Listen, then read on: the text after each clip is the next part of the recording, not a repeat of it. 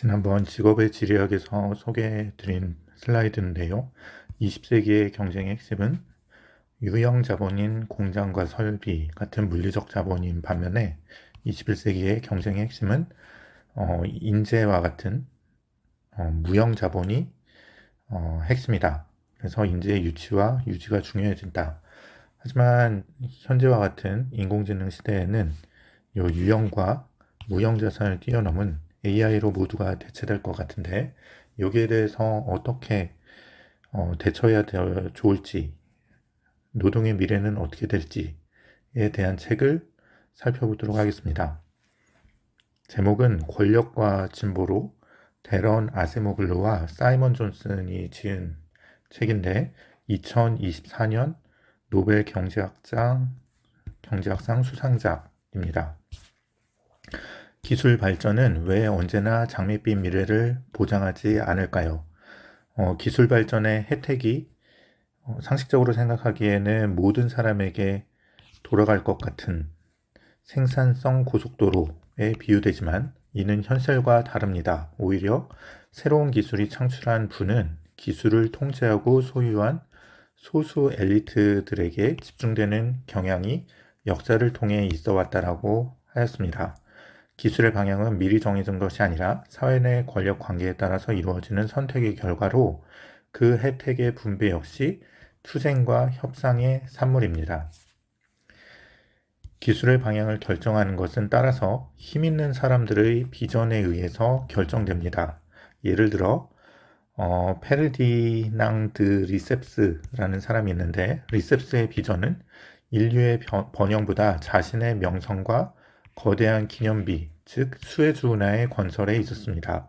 이 과정에서 2만 명이 넘는 이집트 강제 노역자들이 목숨을 잃었지만 그의 비전 속에서 이들의 희생은 고려의 대상이 아니었다라는 예를 들고 있고, 두 번째로 제레미 벤담의 파놉티콘의 예를 들고 있습니다. 효율적인 감시라는 비전 아래 설계된 원형 감독으로 제레미 벤담은 공리주의자죠.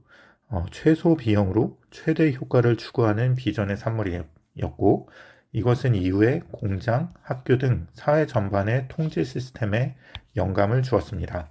이처럼 기술은 종종 인간의 역량을 보완하기보다 노동자를 대체하고 시민을 감시하며 권력을 중앙에 집중시키는 방향으로 설계됩니다.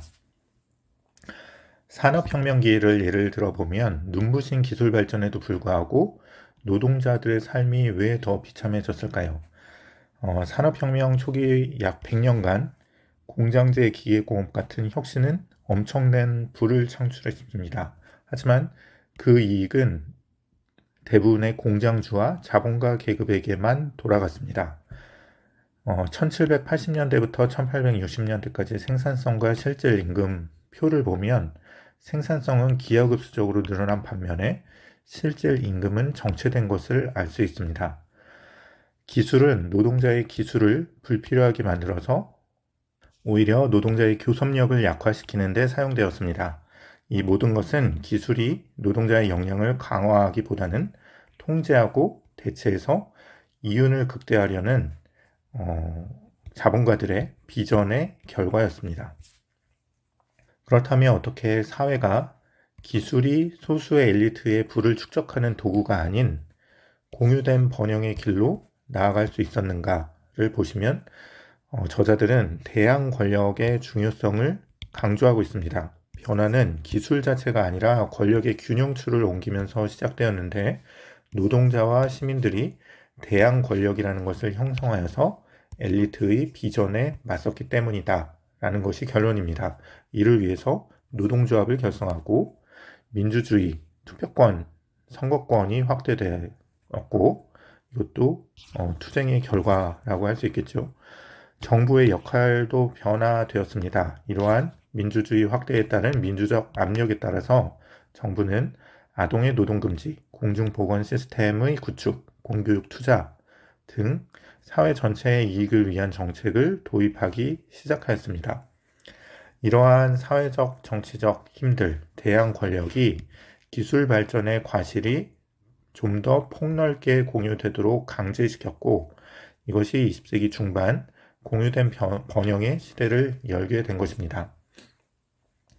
지난 40년 동안 디지털 기술 혁신은 왜 과거의 성공을 반복하지 못하고 오히려 불평등을 심화시키는 결과를 낳았는가? 지난 40년간의 디지털 기술 혁신도 산업혁명기의 시대적인 배경과 굉장히 유사한 양상을 보입니다. 1980년대부터 2020년까지 미국 생산성과 임금 변화표를 보시면 생산성은 늘어났지만 그에 비해서 대졸 미만의 남성의 실질 임금은 정체되거나 오히려 하락하는 추세를 보입니다. 이 기술의 방향이 자동화, 감시, 데이터 수집에 집중되었기 때문입니다.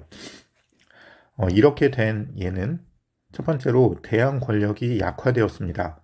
1980년대 이후에 노동조합은 쇠퇴되었고 규제는 완화되고 주주자본주의의 확산 등 과거에 공유된 번영을 이끌었던 대항 권력이 약해졌고 이러한 기술도 자동화, 감시, 데이터 수집 같은 노동자의 교섭력을 약화시키는 그저 그런 자동화와 고객 및 노동자를 감시하는 새로운 도구를 만드는데 집중되었기 때문이었습니다. 그렇다면 인공지능은 필연적으로 인간을 대체하고 감시하는 디스토피아적 미래로 향할 수밖에 없는가? 저자는 그렇지 않다라고 합니다. 현재 AI 기술의 발전 방향이 인간을 대체하는 자동화와 감시에 치우쳐 있는 것은 사실이지만 이는 기술적 필연이 아니라 소수 빅테크 기업들의 비전과 선택의 결과입니다. 따라서 AI 미래는 우리 사회가 어떤 비전을 선택하고 어떤 종류의 AI 개발을 장려하고 투자하는지에 따라서 달라진다라고 할 수 있겠습니다. 기술의 진정한 진보를 위해서 우리는 어떻게 기술의 경로를 재설정하고 민주주의를 통해 통제권을 되찾을 수 있을까요? 여기에는 5가지 방법을 제시하고 있는데 첫 번째 서사 바꾸기, 기술 결정론을 거부하고 기술의 방향이 대중의 선택에 따른 것이다. 사회적인 선택의 문제임을 널리 알려야 된다라는 것이고 그동안 약화되었던 대항 권력으로서의 노동의 힘을 강화시키며 이러한 서사를 바꿈을 통해서 기술 방향을 재설정합니다. 또한 빅테크 기업들의 독점을 규제하고 데이터 소유권을 개인에게 돌려주며 프라이버시를 보호해야 하는 디지털 규제를 도입하고 AI 시대에 필요한 보완적 기술을 가르치는 교육에 투자하는 공공투자를 확대시키는 이러한 노력의 방안들이 있을 수 있겠습니다. 이것의 대표적인 예로 2018년도에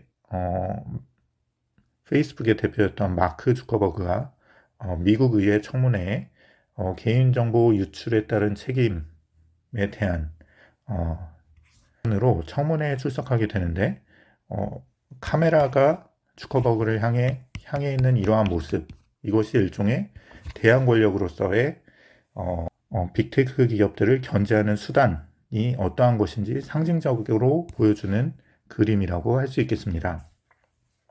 기술의 경로는 미리 예정된 것이 없고 오늘날 지배층이 만들고 있는 이중 구조의 계층 사회와 관련된 어느 것도 불가피한 것이 아니다. 전체 사회의 선택에 따라 달라질 수 있다라는 것을 이 책을 통해 저자들은 역설하고 있습니다. 오늘도 들어주셔서 고맙습니다.